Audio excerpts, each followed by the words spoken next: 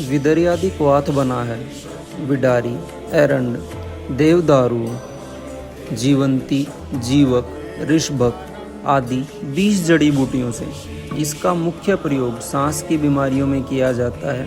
यह वात और पित्त नाशक होता है। पुरानी से पुरानी खांसी, सूखी खांसी, खांसी के साथ खून आना, अस्थमा या पुराने से पुराने जो भी सांस के रोग हैं, इसकी मात्रा 2-2 चम्मच सुबह शाम खाने के बाद 100 ml पानी में मिलाकर आपको ये लेना होता है। ध्यान रहे, हम किसी भी तरह की कोई दवाई ऑनलाइन बेचते नहीं हैं।